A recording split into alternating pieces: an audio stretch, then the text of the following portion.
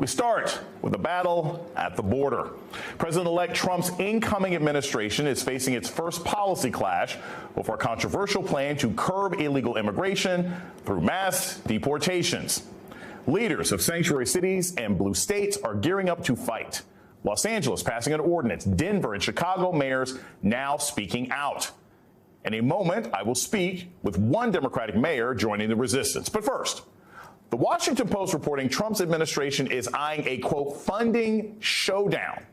Advisors reportedly plotting to, quote, unilaterally strip federal resources from Chicago and other Democratic-run cities if they refuse to participate in deportations, including withholding federal funds. Chicago's mayor is clapping back, telling the Washington Post, quote, there will not be any cooperation with ICE deportations, saying the city will challenge any threats to its funding. Trump's appointed border czar is already making blatant threats to local officials, visiting the border this week alongside Texas Governor Greg Abbott. Let me be clear. There is going to be a mass deportation. We're not waiting until January. We're already talking. We're already planning. We're going to put a plan in place and secure this nation at the highest level it's ever seen. It is a felony to knowingly harbor and conceal an illegal alien from immigration authorities. Don't test us. They are already working. NBC News reporting local law enforcement agencies are preparing to ramp up a controversial program allowing them to partner with ICE to bolster manpower amid Trump's deportation efforts. Trump was clear in his campaign, and now he's making it priority one. Here with me to discuss is Mark Thompson, radio host, reverend, and civil rights activist, and Lee Gallant, attorney and deputy director of the Immigrants' Rights Project at the ACLU. Reverend, I will start with you. I know this is not everybody's belief system, but from a moral perspective, many of the places that are sanctuary cities in the United States are looking after people who are distressed, who are in danger, who have been victims of policies that sometimes have been supported by previous American administrations. So just from a moral standpoint, what does it say about this incoming administration that they're trying to kick out the least of these during the season where we're supposed to be looking after those who can't take care of themselves? Well, first of all, let me commend you, Dr. Johnson, for choosing this topic in this season, and particularly on Thanksgiving Eve, when Thanksgiving, there would be no Thanksgiving if it were not for immigration. It was the early colonists who immigrated here and took over the land, and that is why we celebrate Thanksgiving, obviously, because of some peace that was made to commemorate this day, although it's questionable whether that peace really happened. So morally, yes, this is out of order. And if Trump would ever bother to open the Bibles that he's hawking, it said, cursed is the one who does not provide justice to the foreigner or to the immigrant. I don't think they can do anything, Jason. I don't think they can do anything in these cities, but it serves a purpose because his supporters like to see the bluster. They like to see the saber rattling. I don't think they can go through with it, and they know they can. It is impossible to do it. Not only is it impossible, it is morally wrong.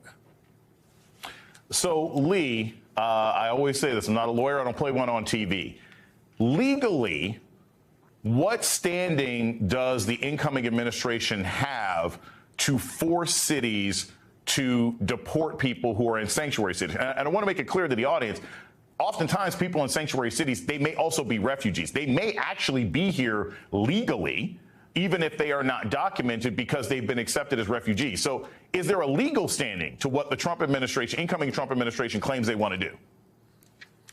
Yeah, well, thanks for having me. I think there are going to be enormous court battles if they try to cut funding. Those occurred during the first Trump administration. I think they're going to be heightened now, and I think you are going to see blue states pushing back to say, look, you can't cut our funding for these reasons. How those play out, we'll have to see, but I think those are going to be enormous legal battles.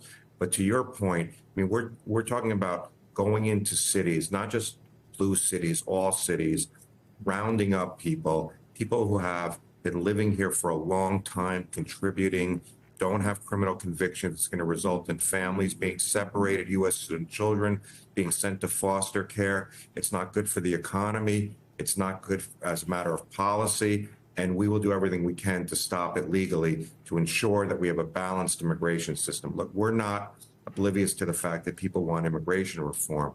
But I think when people see what they're proposing in practice, not just sort of, bland statements, but actually what it looks like in practice, I think people will hopefully push back and say, well, we don't want families to be separated again. We don't want the military in our streets. So we'll see how that plays out. But it's going to require more than just the courts. It's going to require the public saying, wait, that's not what we meant by immigration reform. Very quick, because we're running up on a break. Reverend, I want to play you just a quick clip from Steve Miller and get your response on the other side. Who's going to stand up and say the cartels are gone, the criminal migrants are gone, the gangs are gone, America is for Americans and Americans only? Your thoughts really quickly on whether or not America will have a problem with seeing this happen. Well, I think as has been said, people will realize what this is and turn against it. But unfortunately, we're about to see the application of WWE entertainment and sparring applied over the next 4 years. That's all this is about. It's a sensationalism and it's drama. Both of you, please stick around for a moment. I want to turn the spotlight on Democratic mayors nationwide. Trump's border czar, Tom Homan, threatening Denver's mayor with jail time after he voiced resistance to deportation plans. Now, Hoboken Mayor Ravi Bhalla is gearing up to take on Homan for a second time.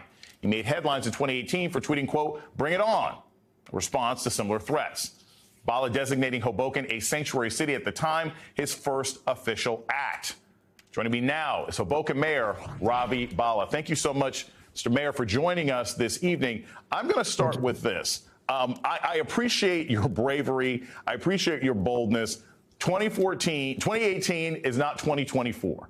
You have an incoming administration that says they will literally use or attempt to use the military to forcefully deport people. As a mayor, what would you be able to do if the Trump administration says we're going to send armed troops into Hoboken and pull people out of sanctuary cities, pull people out of buildings based on whatever list that we have?